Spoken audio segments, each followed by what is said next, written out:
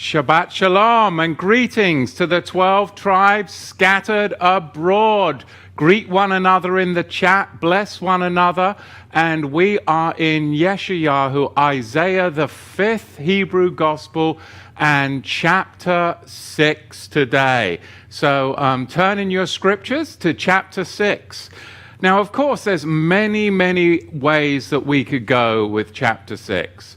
I mean, I did think about it. I mean, Joshua last week we were speaking and he brought up how you could look at it and you could take it in an allegory, a metaphoric way of how you are to speak with a hot coal comes upon your tongue. And then there is a change in your speech. And then we spoke about how when you look in the book of Jasher, it speaks how Moshe, there was a hot coal that was put upon his lips, and that whole account and story. And then you go into, of course, the Brit Hadashah, and there was once the Ruach HaKodesh, the Holy Spirit, fell upon the people, that there were the tongues of fire, meaning when we get born again, there should be a change in our speech, a change in our character, because we come into the very presence, the throne room, if you will, of Yahweh.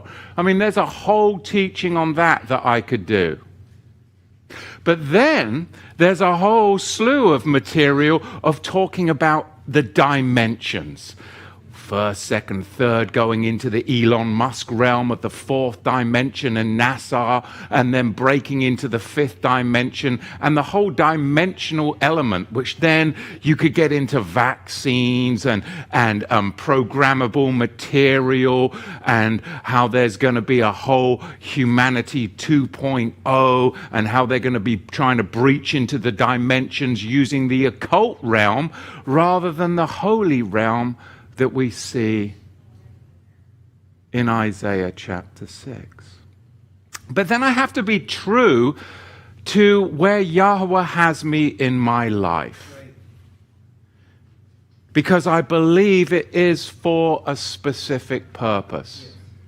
I shared a few weeks ago about how I chose to put myself in situations that press me, because it develops my character. It enables me to become more honed and more refined and ready for all that Yahweh has for me. My heart is for the next generation. My heart is for beneficiaries, because I have got my eyes set on the millennium and set on a whole generation that are going to rule and reign as kings and priests with millennial freedom technology, when the nations will be enslaved to Mystery Babylon in a commercial debt realm. I know it. I believe it. Yahweh has shown me the way and the remedy. So I'm going to teach it from that worldview, because I see a whole generation of children that are going to be raised up free. How about this? What would you say if I approached you, mother and father, and I said to you, when your beautiful daughter turns 18, will you hand her over to me until she is 38? And everything that she does and everything that she earns in a commercial realm is mine. In fact, she's going to be a slave for a third of her life.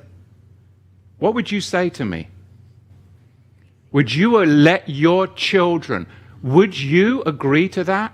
That a third of your children's lives is going to be in slavery. Would you agree to that? Well, Matthew, you're just talking nonsense, because, since the 13th Amendment, slavery's been abolished. Today's teaching is entitled Decentralized Energy Operates in the Energy Field of the Seraphim. Decentralized energy operates in the energy field of the Seraphim.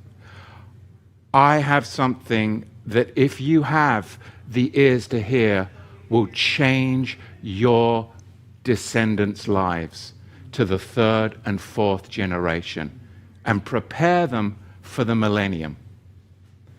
I'm not messing around. This is powerful technology that Yahweh is preparing for his saints. In the year that melech Uziyahu died, I saw Yahweh sitting upon the kesay, the throne, high and lifted up, and the hem of his robe filled the Hekal, the temple.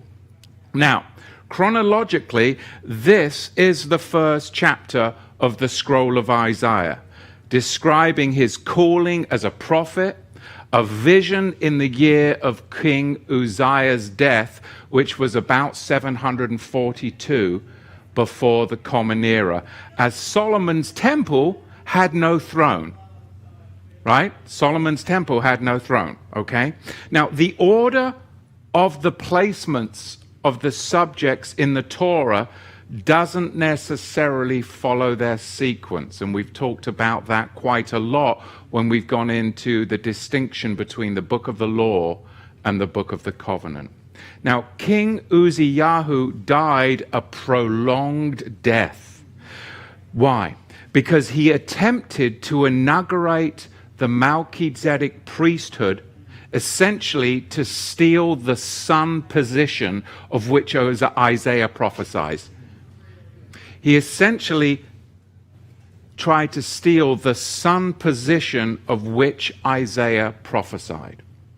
Since he who is stricken with tazaras, leprosy, is considered as dead, our text refers to him as having died, because he is considered as dead.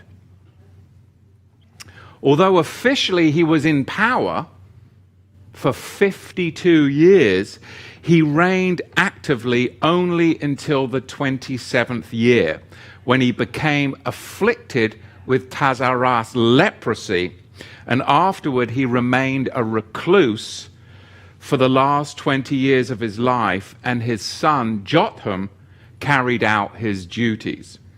Now, according to the rabbis, he was one of Judah's greatest kings. He was one of Judah's greatest kings. He was a righteous. His greatness went to his head. That's the problem. He started to believe that he was the promised Melchizedek, meaning, yes, he was the king, but he also believed that he had the high priestly rights too. He believed that he was in that time where they had inaugurated the book of the covenant, where a king could be a priest, and therefore he went into the Hekal, the temple, to make an offering. And the other priests were like, no, you're the king, you can't come in here and make an offering. And he went in and he made a sacrifice and offering, and at that moment he was struck upon the forehead with leprosy, and there was an earthquake. He went in and he raised the fire pan in hand, and suddenly, right then, he was struck with a white spot of leprosy on his forehead.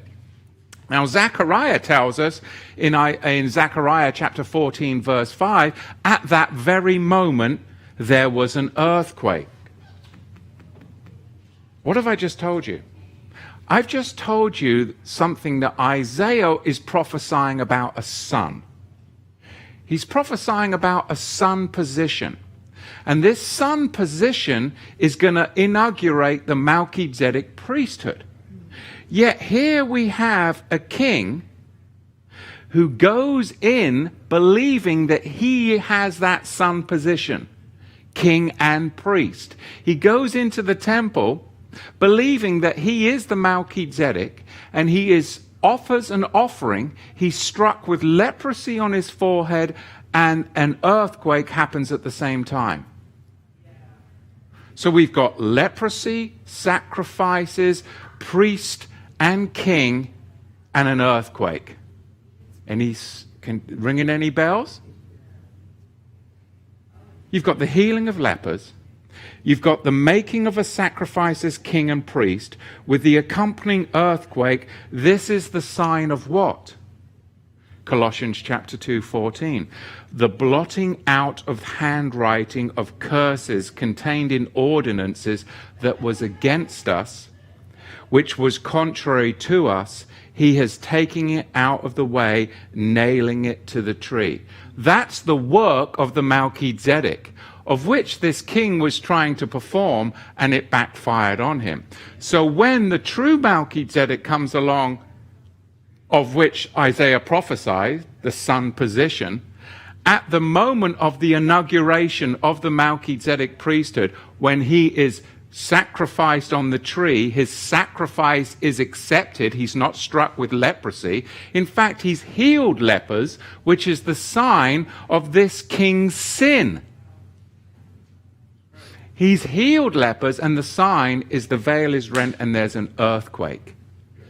This is everything that Isaiah prophesied, of which this king was premature. Now, I'll have to also be wary, and we spoke about this yesterday, of not being premature in what I reveal to you. Because if you were to implement some of the things that the technology prematurely, you could end up in big trouble. Just as Ephraim left the wilderness 40 years early, there's a time sometimes when you have to be patient. So I get excited about what Yahweh is revealing for the saints, and I can spew it out. And sometimes if you guys implement it half-ass, excuse my language, you could end up in trouble. So we got to figure out a way how we can do this as a society of the 12 tribes properly. So be patient with us here at Torah to the Tribes, because this is millennial technology that we're going to be talking about today. Look at verse 2. Above it stood seraphim. Each one had 6 wings. With 2 he covered his face, and with 2 he covered his feet, and with 2 he flew. And one cried to another and said, Kadosh, Kadosh, Kadosh, holy is Yahweh Sevot. The whole earth is full of his glory. Now, the spiritual level of the seraphs is directly below Yahweh. Okay? So there is a level of holiness. And the spiritual level of the seraphs is directly below Yahweh. Now, what Isaiah sees, he sees Yahweh and identifies him with Isaiah's sovereign servant category of the sun, directly under that of Yahweh and where the seraphs are. This is the sun category of which Isaiah prophesies. Meaning when the son comes, the Emmanuel, he's going to be right under the authority of the Father. And what did Yahusha say? I come to do my Father's will. He is greater than I am. They are one in purpose. There is a duality of powers, not persons. Which, of course, the church, there's 3 persons. No, it's a duality of powers, not persons. There's the power of the Son and there's the power of the Father. And the Son is sent in the Father's authority. This is the seraph category of the throne room that is being communicated here. And Isaiah sees it because he's been brought up into that realm. We are now in an energy realm. It's a decentralized energy realm that allows you to move to and from wherever you need to go immediately without restraint. It is true freedom because it is decentralized energy. And to gain decentralized energy is millennium technology. Now, these 3 levels of hierarchy constitute the highest levels. Later, after ministering as a prophet for more than 40 years, Isaiah ascends to the role of a seraph. So let's talk about ascension and energy. You have to learn how to vibrate at a higher frequency. You ever meet people and you're like, man, some low energy stuff right there. They just bring me down. Or you go somewhere geographically and you're like, oh, I don't like the energy in here. You can feel it. You can feel it. Like I've shared many times, I went to Chichen Itza in Mexico where they did all those human sacrifices thousands of years ago. You can still feel that energy. It's some demon energy. It's bad energy. I remember after I got born again, going back to London and just feeling the energy there. It's a low vibrational energy in certain districts. And then in others, it's higher vibrational energy. And then you can go to churches and feel a different vibrational energy because it's all frequency. So we have to learn how to vibrate at a higher frequency. Fear, chaos, anxiety, hopelessness, melancholy, stop being so pessimistic, discontentness. These are the lowest energy fields. Mastery of energy is intuition. You know when you just feel something? That's intuition, your consciousness. That's a master of energy. Being far-sighted, that's a higher energy. Being far-sighted, discerning, holy, wise, mastering emotion, that takes high frequency. High frequency emotion, low energy. Mastering emotion, passions, high frequency, very high frequency, which is why they try to put fear on you. Because then that is an emotional response that drops your energy. Now you've lost 20 points on your IQ, just like that. You can't think, you can't respond. Put you in a fear state, low energy. We got no emotion, doesn't matter.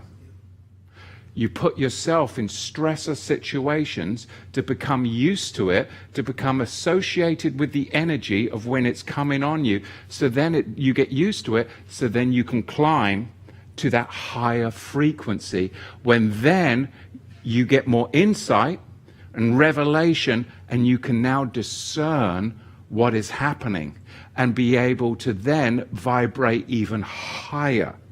Now, this takes a conscious effort to attain and maintain. The seraph's wings or veils consist of energy fields that enable them to move or conceal themselves at will, like a cloaking device. Like a cloaking device. Wouldn't you have liked a cloaking device during COVID? Man, I sure would have liked a cloaking device. I mean, I'm not talking masking, I'm talking cloaking. Leave me the hell alone. Just leave me alone. I don't care. You want to wear a full dive suit? You want to wear a full dive suit? Bless you. Bless you. Just leave me the hell alone. I have full confidence in my Creator and the immune system that He has given me. I'm not afraid. But if you are afraid, that's on you. Stay away from me. I don't care. I don't want to be around you anyway. I mean, really, I would have been much better off, though, not saying any of that stuff and just having a cloaking device. Okay? But I tend to stick out. I don't know why that is. So decentralize your energy and operate in the energy field of the Seraphim. That's what I want to talk about today. To attain the wisdom of a seraph in this realm is to comprehend energy. We must, in this life, learn how to decentralize our commercial energy. We're being offered a chance at redemption. We are being offered right now a chance at redemption for our descendants. Torah to the tribe's task is not to steal an idea, but to plant one. Torah to the tribe's task is not to steal an idea, but to plant one. If you have a social security number or a tax identification number, you work for a massive centralized energy company. Now, over here, it's called the United States Corporation. In your land, it is the member corporation of the IMF. If your country is a member of the IMF, then you are also working for a massive centralized energy corporation. You've got to understand that, because I'm going to teach you the millennial technology to break you free. Maybe not now, maybe not today, but it's to plant the idea for your beneficiaries. Otherwise, you won't have any. It'll be gone. It'll be gone so fast. You'll still be warm in the ground, and it'll be gone. If your country is a member of the IMF, then it is a massive centralized energy company also that oversees the world's bankruptcy. They all operate in a territorial jurisdiction that uses invisible contract tentacles to connect you into their energy grid. This is where the whole Matrix movie came from. They use invisible contracts as tentacles, wires, to connect you into the centralized energy grid from birth. From birth. Any incorporated municipality, county, state, country is a corporation. And if that country is an IMF member, then it is a subsidiary of Mystery Babylon, Inc. We are being given an opportunity to stay on board this ship upon the seas of commercial chaos, or freeing ourselves from commercial debt restraints and worldwide subjugation. This is massive. Understand the energy of the seraph. It's an energy field of freedom. And the posts, verse 4, and the posts of the door shook at the voice of him that cried. And the house was filled with smoke, shaking to its foundations at the seraph's cosmic energy. This is a seraph that has decentralized energy. And with decentralized energy, you can shake Mystery Babylon to the core, that in an hour, when enough of you become decentralized, she goes down. And we move into the millennium, and your descendants, your beneficiaries, will now rule and reign as kings and priests. This is what's going to happen. Now, Moshe demonstrated that power. Elijah demonstrated that power. Philip demonstrated that power. Right? He was transported. Excuse me? Quantum teleportation. High frequency, decentralized energy. This cannot just be a spiritual concept. It's natural, and then it connects with the spiritual. You cannot attain the spiritual if you are still connected to the centralized energy network. This is the seraph's decentralized energy, and this is key. These are the power of the elements of this world. And the prophets, Moshe, Elijah, Peter, and some of those characters in the Bible that are so true, they tapped into this energy because it was decentralized. Listen, I'm getting a wee bit glum with teaching spiritual concepts to people who continue to exist and want to exist in a centralized energy field. It kind of makes me bummed out. I mean, you can get all highfalutin and spiritual, but if you're still in the natural, then what good does it do you? You're still in chains.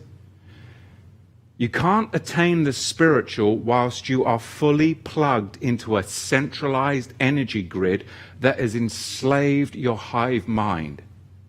Look at verse 5. Then I said, woe is me, for I am undone, because I am a man of unclean lips.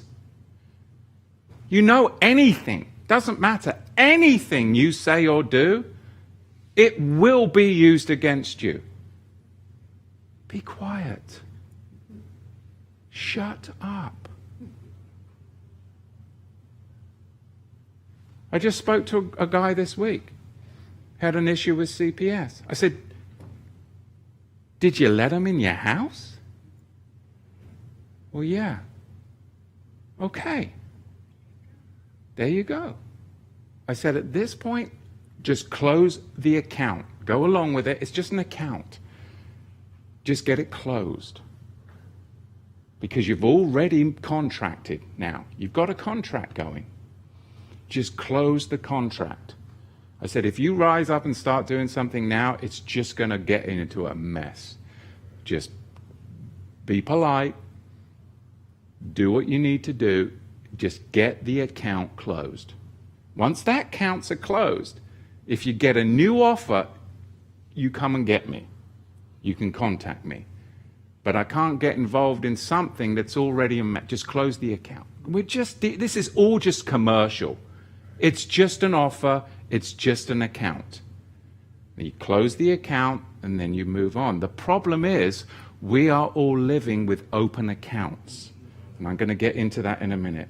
Because then I said, woe is me, I am undone because I am a man of unclean lips. And I live in the midst of a people of unclean lips. For my eyes have seen the King. He was physically impaired, struck dumb. As often when a soul encounters the truth and has seen the King. To see the King, you must know the King. Right? To see the King, you must know the King. Then you must believe that you are operating as a king. And you won't have unclean lips if you always go about as a king. Asking. You ask questions for conscience sake. Instead of making claims and statements, as a king, you're asking because you're trying to protect your queen that is the one that is producing your beneficiaries for the third and fourth generation. But we have been taught to be a people of unclean lips. Blah, blah. Oh, I'm going to put my whole life on Facebook. I'm going to put my whole life on Instagram. You're just testifying against yourself every time you've got yourself in the public.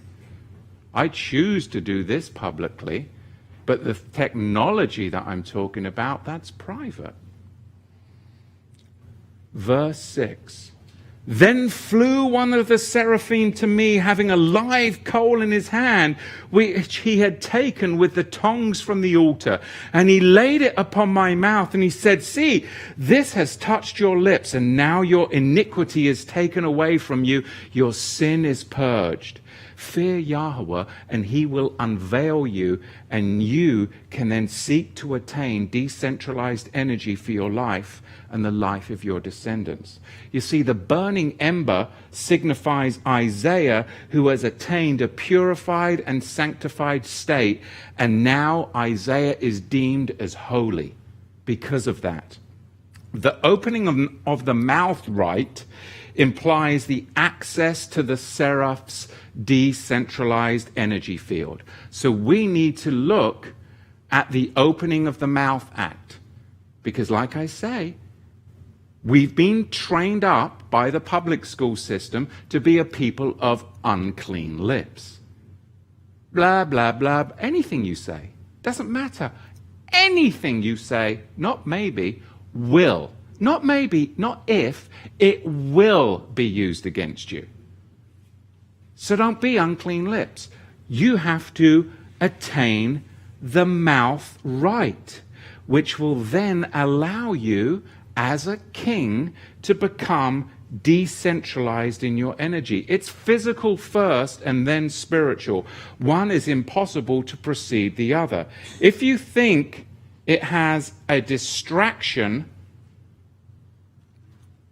in the field, fakery, then you can become enmeshed in that centralized energy field. It's all fakery. And this becomes evident because Isaiah gets healed. He gets healed in the decentralized energy field. That's the healing of the tree for the 12 tribes and the leaves that's spoken of in Revelation. Is that a centralized? No, it's a decentralized energy tree that brings healing to the nations through its leaves. We'll get there later. Look at verse 8.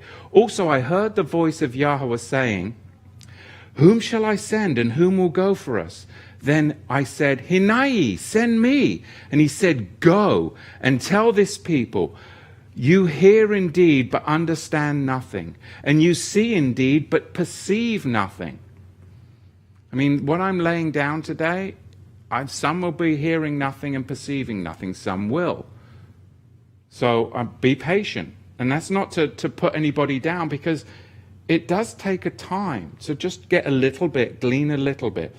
The heart of these peoples are darkened, and their ears are heavy, and their eyes are closed.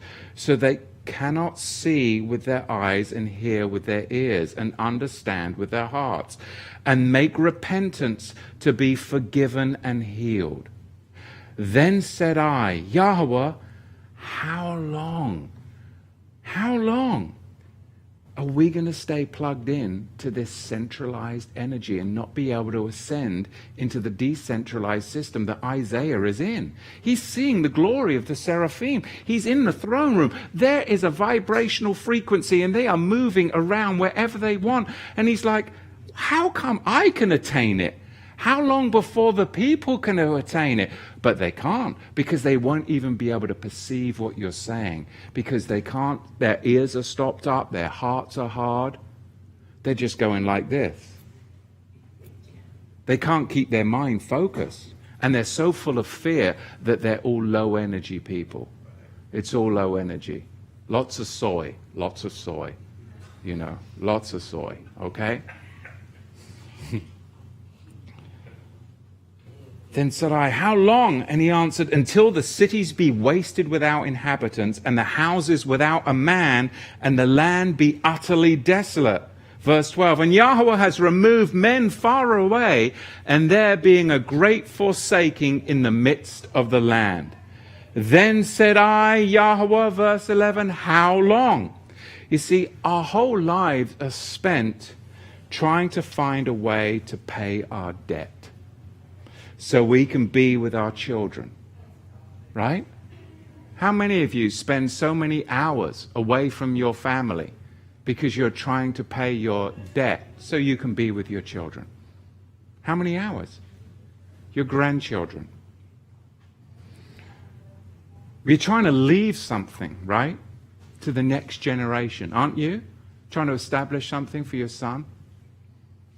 The only way back home, meaning to the fourth generation, is to settle, listen, the only way to connect 4 generations deep, you might not be here, but the only way to connect 4 generations deep is to settle and close all claims against your honorable family name, your estate. Settle and pay our debts. But we have no way to pay these debts because we cannot resolve the charges against us in the public. You can't resolve it in the public. The account is never closed in the public. It's impossible to close the account. It only exists because it is an open account.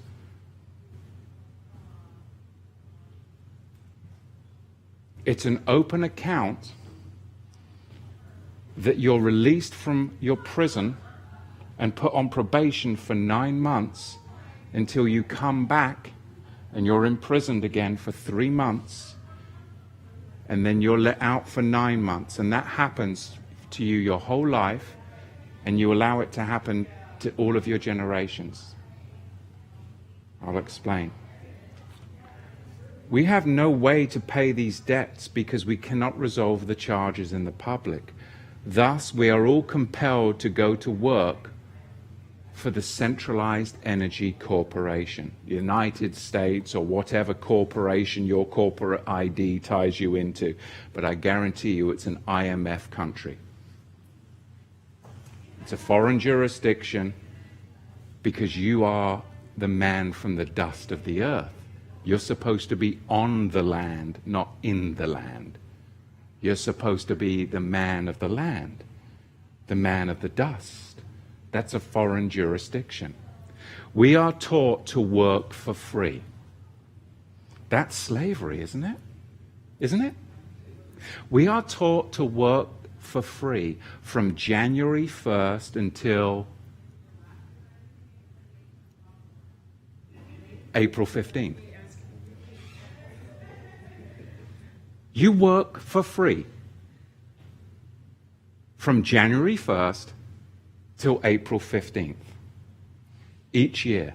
That's a roughly 30% tax rate. Okay?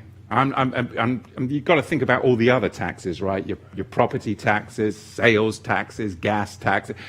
So you're working for free from January 1st to April 15th every single year. Why do you think April 15th is tax day?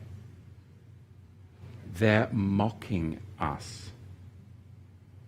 We get released on probation for the other 9 months, but you and your descendants will return every single year for the rest of your generations because you continue to keep your accounts open. You cannot close your accounts in the public. You can only defer them. They are never closed. You can defer them until the next April 15th. And if you don't do what you're supposed to do, you're going to prison. That's the stick. That's the stick. But we'd rather give you the carrot. The carrot is all the benefits and privileges we're going to give you, so you can contract with us. In the public, your accounts are always open. You cannot close your accounts. You have a revolving slaver account that you can leave open for your descendants to deal with, and they will have to deal with it. Do you think that's right? Do you think that's honorable to your descendants? Do you think that's right to leave them with that? Because you have the power, if you want it, to close your family account honorably and free your generations if you come into an energy field of the Seraph. That's a powerful energy field. That's millennium technology.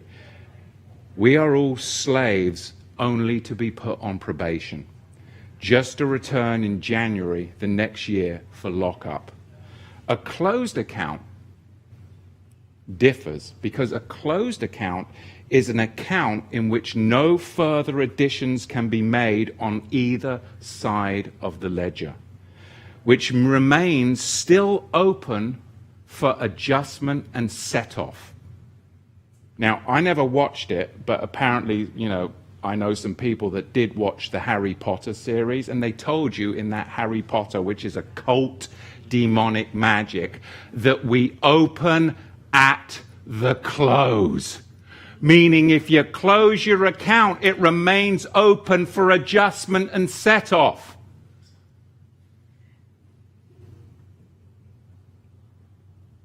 we open at the close. We open at the close, because at the closed account is where the window opens into the decentralized energy field of the Seraphim, which is a third and fourth generational blessing. The window opens where you can make adjustment and set off a curve through the Seraph energy exemption. It's a Seraph energy exemption. It's always been there. And some of you will go, oh, but Matthew, you don't realize the slavery was abolished in 1865 with the 13th Amendment. They ratified the 13th Amendment. You don't know anything. No, read it. Read it. You want me to read it? Neither slavery nor involuntary servitude, except as punishment for crime, whereof the party shall have been duly convicted, shall list within the United States or any place to their jurisdiction. Did you catch it? Did you get it? Did you hear it? Did you see it? Did you get it? It's called the exemption clause. Why do you think such a disproportionate amount of blacks are locked up? It's a 5-to-1 ratio. That's crazy land. Because of the profits of unpaid or underpaid labor and energy. Have you ever heard of convict leasing? This is where prisoners are leased to corporations to work for them. Cities, counties, states. You see them on the side of the road often when you're driving along, don't you? Municipalities make money doing this, but prisoners don't. In fact, decades after the Civil War and the alleged abolishment of slavery, black prisoners found themselves living and working on plantations against their will with no pay. How? I just read it to you. The exemption clause. Voluntary slavery is permitted. They got together and they say, you can call it anything you want, but just don't call it slavery. You can give it any other name you want, but they've got to volunteer for it. There's the carrot. And you can call them anything but slaves. Offer the lemmings the carrot and the stick of the IRS, the stick of the judicial system, and the carrot of all the benefits and privileges, and they'll volunteer for it. They'll do it. They'll volunteer for it, and you call them anything but a slave. Dear taxpayer, person, employee, resident, citizen, driver, parent, minor, insured, juror, respondent, plaintiff, defendant, probation, anything but slave. And they'll volunteer for it. And then we've got them in our centralized energy grid. They're slaves. And their children will be. And we'll have them from January 1st to April 15th. Everything they earn is ours. Then we let them out on probation for 9 months. They can defer it, and that account will never close. It will never close. You know what? Even if they become successful and they think they're going to buy their house, we'll show them. They'll still pay us. Well, hang on a minute. I mean, I don't have a mortgage. You own the... What? No, you don't. If you did, you'd have what's called a lodial title, but you don't have it, do you?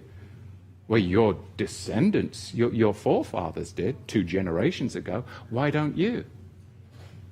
Because your forefathers were in a decentralized energy system, but you're not, and you didn't see it.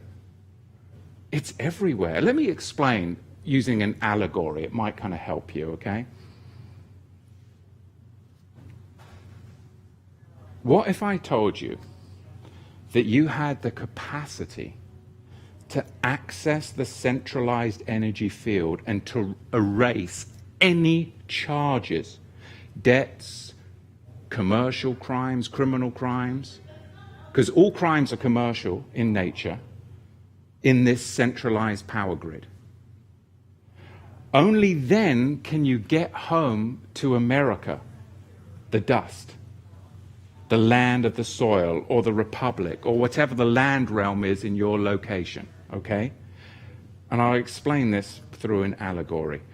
There is this giant energy corporation, imagine, okay? This giant energy corporation, and it represents Mystery Babylon's control over commerce, okay? Or all commercial energy. Mystery Babylon is a trust separating beneficiaries. Mystery Babylon is a trust separating beneficiaries. We, the people, it separates us from our freedom and access to our estates. The wealth the people have created by our commercial energy is always signified by your signature. When you went to get a mortgage, and say you got a $500,000 mortgage, did $500,000 appear in your bank account? No. Did the bank go and borrow it from other people? Well, no, that's illegal. They can't do that. So where your signature represents all of your labor and energy of the future that you put down, and they did ledgering, money of ledgering or money of account.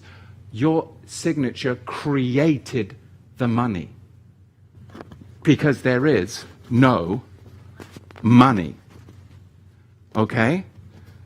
So, Mystery Babylon is that centralized commercial energy system. The people are the beneficiaries of Mystery Babylon's control trust who do not yet have the knowledge or freedom to access their estate or their liberty or their offspring. Does that make sense? Hang on, I've got some problems here. So the system of Mystery Babylon is using civil and criminal charges, which are all commercial in nature, under the powers of Article 1, Section 8, Clause 3, which is called the Commerce Clause. Everything's commercial.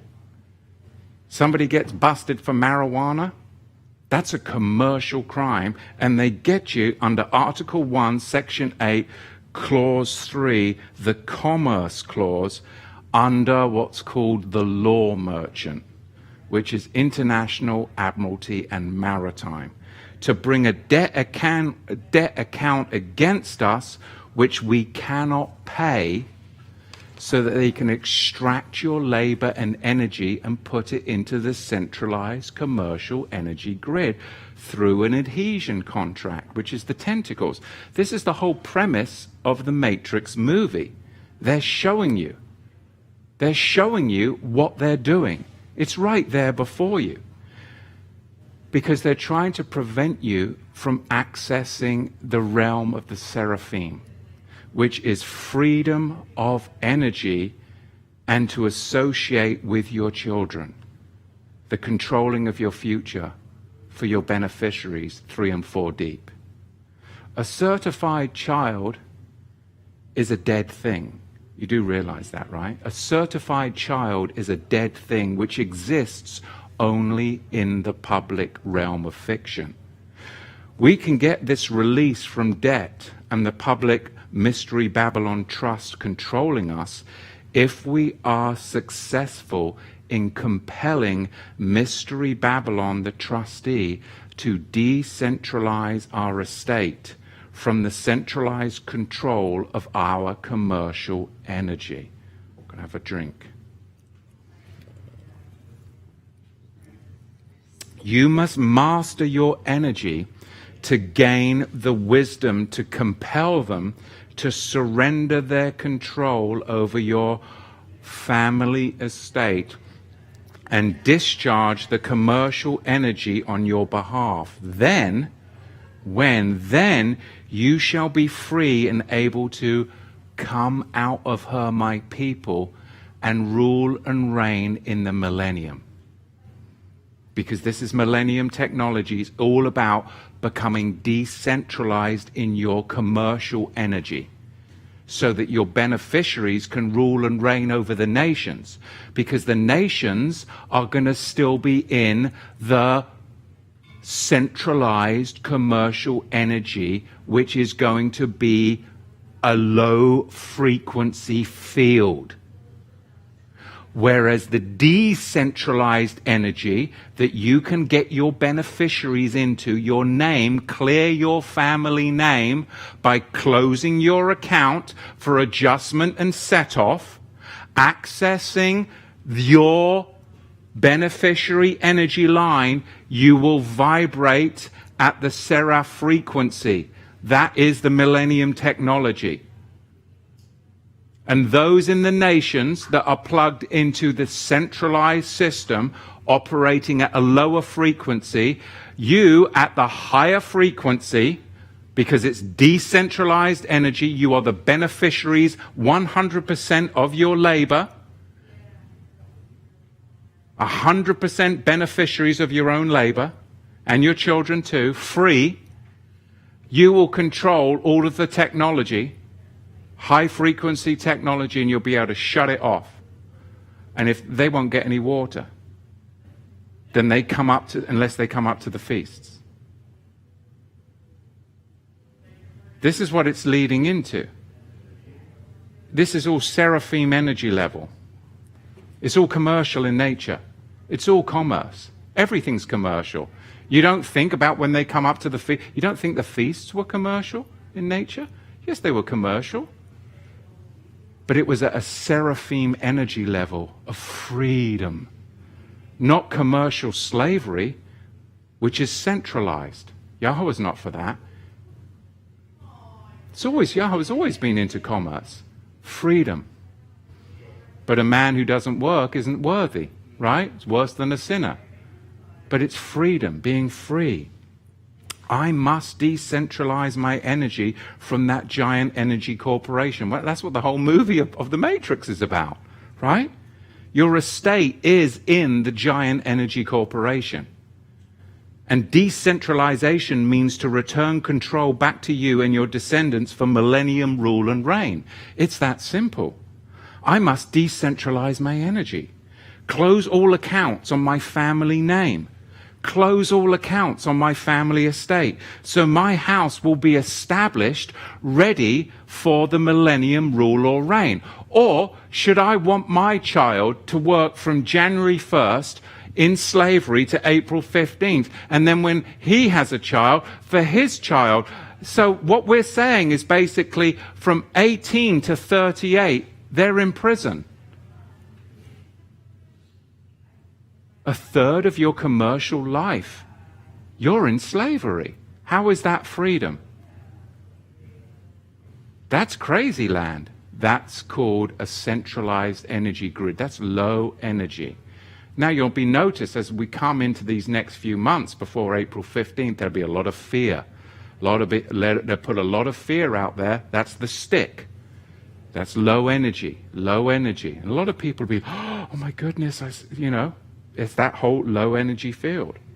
We go to the trustees and we request they discharge the equity in our estates so we can get back our asset currency. The Antichrist will promise to do for you that which only you must do for yourself, to break up the giant energy corporation and decentralize control of the world's energy market and access your estate. No one can do it for you or your generations. Only you can discharge your slavery and decentralize your energy and ascend into the Seraphim's energy field. I mean, think about it. Do you want to be united with your children and your children's energy and set free? I do. What about your grandchildren? And you're great. Do you want to be united with their energy and set free? Well, then you have to go into a decentralized energy world of commerce. It has to be. Otherwise, you're just going to keep this going for generations with an open account, never ever closing it, just deferring it until the next year, just deferring it till the next year, just deferring it to the next year. We are commanded to come out of her, my people, and the only way to do that is to compel Mystery Babylon to surrender their control over your estate. Then you will be free. This is your window now to act, because if you do bring equity to your name, then your estate will be free, and you'll be the heir and the beneficiary to all that Yahweh has for you for the millennium. And millennial technology will be in your hands. But beware, if you start this process, you will encounter the shade. The shade is something that blocks the light or the truth. You can call him the blocker, if you will. Only the Seraph spirit has the power to convince the trustees and the agents for Mystery Babylon in their Mystery Babylon trust that the petitioner is entitled to release from this centralized trust and administer his or her own estate. Be the beneficiary of your own labor and energy. We're supposed to be the creditors who charge and take charge of our freedom. But you know what? There's a lot of you, like I've read, and you'll be like, I don't get a word he said. So you know what? I get it. Because we've been so trained. So if you didn't get anything I said, it's okay.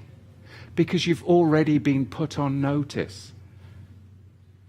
Just go watch the Leonardo DiCaprio movie. It just explains it all. What's it called? Inception?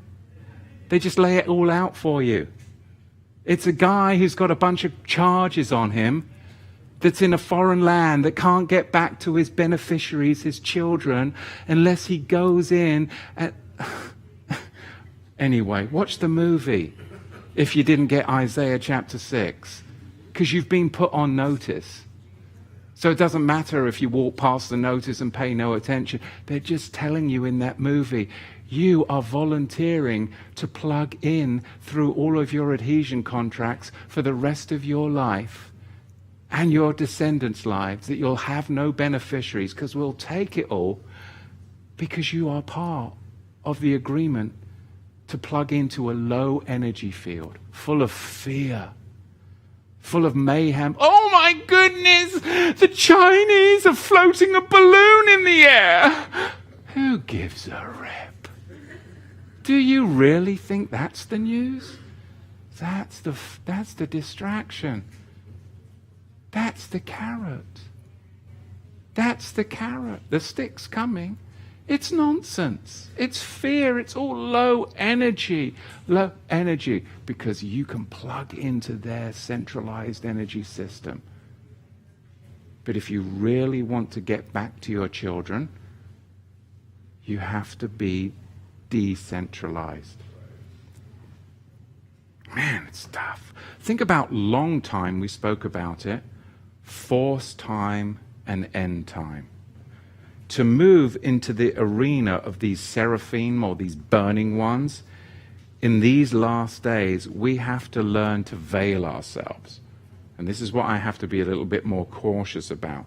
We have to be the grey man, living in the private, concealing our location, remove our name off everything in the public. We need to fly about. We need to move unrestricted in our newly decentralized energy. We need to be able to travel freely. Look at verse 13. But yet it shall be 1/10, and they shall return. Only 1/10? But yet it shall be 1/10, and they shall return, and shall be eaten as a pistachio tree, and as an oak tree whose stump remains, after they cast their leaves. So the holy seed shall be the stump. The holy offspring, meaning, shall be left standing. That's 1/10 of 1/10. That's the only ones that are going to break free from that centralized energy grid. The holy offspring left standing, 1/10 of a tenth, compares to the pistachio or oak that can renew itself when it's cut down. And the one who fells the tree in our story, of course, is the king of Assyria. And Yahweh uses the king of Assyria as an axe and as a saw. And he will use Mystery Babylon as the axe and the saw. And that's exactly what he's doing. There will be 1/10 of a tenth who will redeem themselves from the centralized energy of Mystery Babylon and be able to continually renew themselves and their generations throughout the millennium, because they will have accessed a decentralized energy field. They will have attained their estate, able to discharge any charge and renew themselves and their posterity forever. That's long time, force time, end time. Unrestricted in our newly decentralized energy field. Let yourself be cut down. That's okay. Let yourself be cut down. Then when? Then you can renew yourself. I have to allow myself to be cut down. I accept the acts of my enemies, because then I get to behold the 12 manner of fruits and the leaves for the healing of my descendants. Because like a pistachio tree, I can regrow myself stronger. When I accept the charge I'm able to discharge, just as frequency brings you to higher energy. If you didn't get anything I said, just watch the movie. You might enjoy it with some popcorn.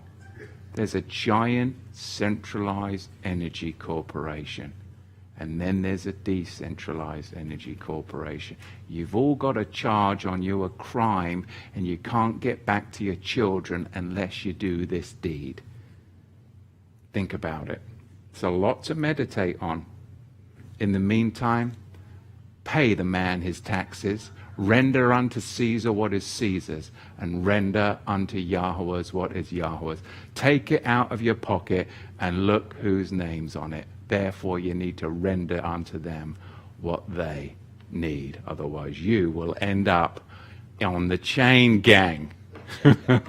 So this is not legal advice. This is a Bible teaching. Shabbat Shalom. Think about it. Energy. Seraphim. Isaiah was operating in a higher frequency. If you don't get anything from this teaching, get this. Avoid the low energy of fear and all of the propaganda, and elevate your energy field by holiness, sanctification, reading the word of Yahweh, prayer, and speaking fruitful things from your mouth. We have a duty. Our duty is to come in honor, to stay in honor, and to leave in honor. And if we do that, that is a high energy frequency. And if that's all you get out of the teaching, then that is a good thing. Because that's what I try to do and start every day. Do I succeed every day? No. But I want to attain that. And the rest, you can add to it as time comes by. But do think about these things. Because I believe this is millennium technology. I see the way. And I'm looking forward to it when I see the young children. I'm seeing how to establish them. You have to take your name and place it in a glove. And then you interface with that glove with Mystery Babylon. But you never want to interface yourself with Mystery Babylon. You use a glove. We can teach you what the gloves are. And you can put them here, there, and everywhere. And that is the realm of a higher level of vibration. Because then you're not afraid anymore of anything. That's freedom. Baruch Hashem Yahweh, Shabbat Shalom.